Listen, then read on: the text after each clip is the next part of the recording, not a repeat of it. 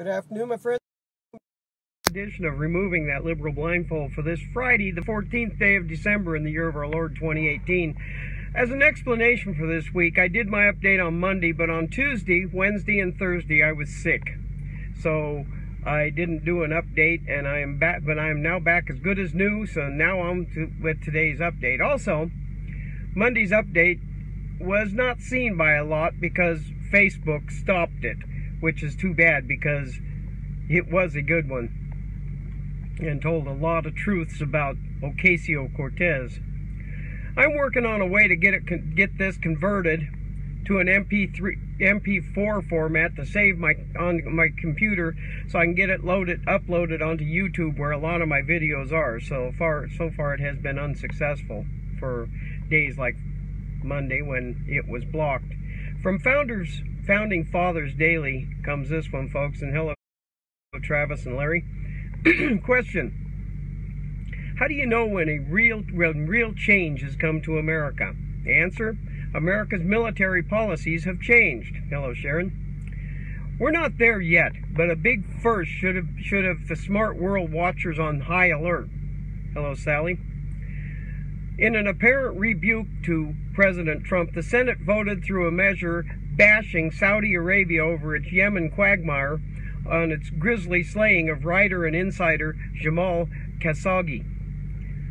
The next, come January, they're going to try slapping sanctions on the kingdom. None of this would have happened, folks, without key Republican support in the chamber.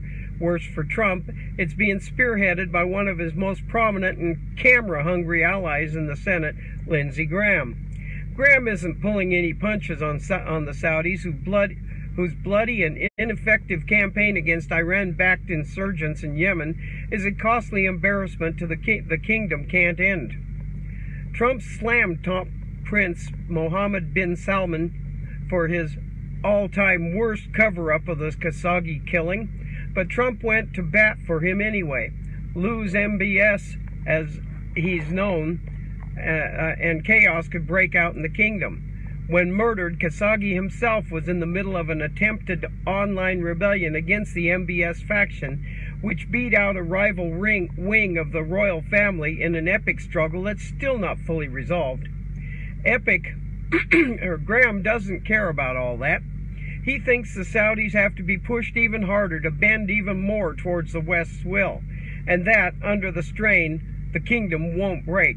That's some risky business, folks. A little frustration is more than understandable. Just look at America's own endless wars with Afghanistan, Iraq, and now Syria. Trump keeps chafing, but the Pentagon won't budge. And they say we're screwed if we come home, and the fear of a new nightmare is enough to keep the White House from telling the generals to pound sand somewhere outside the Middle East. But frustration is now spreading, even among Republicans, to proxy wars that the U.S. is only supporting at arm's length. That's Yemen. In Iran, where the mullahs are busily shipping arms and money to the anti-Saudi rebels, feelings are much different. An opportunity to stick a top-tier Hezbollah franchise right up the Saudis' rear end doesn't come along every day, you know. So it's a big deal that some of the most pro-military officials in the U.S. are now considering giving Iran an edge because the Saudis are so inept. Add that to the kind of thinking into war-weary populist mix, and things could spiral quickly.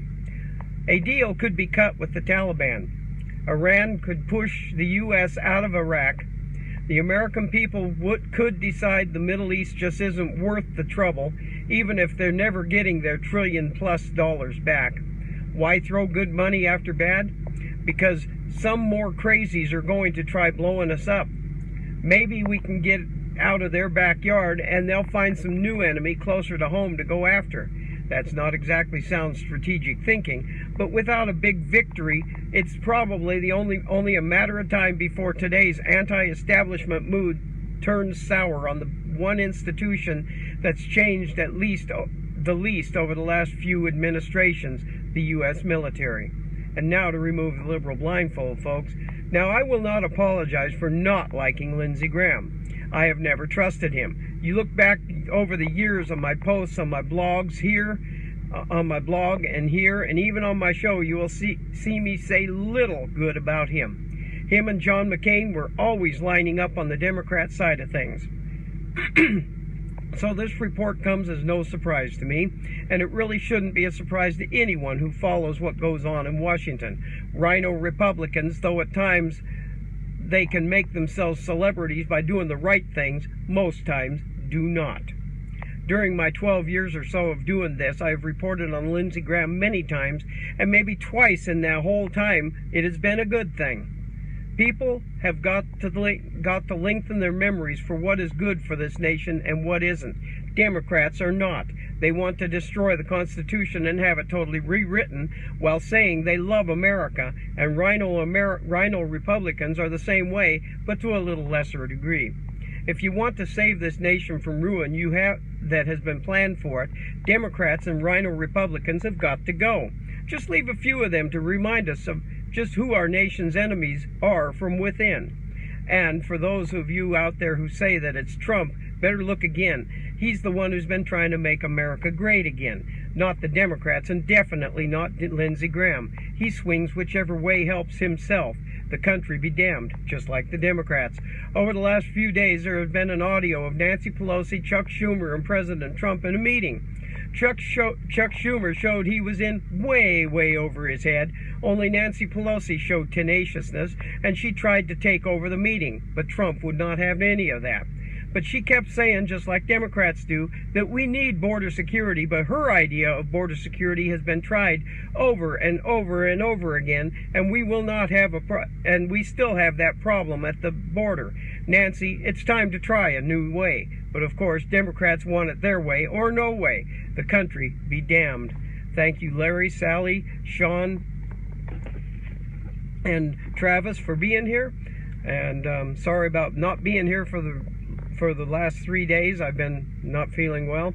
But we are here to push the facts that the liberal media leaves out. Facts that change the story from what is right to what the left wants, which is never right. Truth, justice, and the American way are continuing casualties in everything that the left stands for, and the American people do not want that. God bless America, God bless our troops, and as always, we will not be ruled. Have a good day.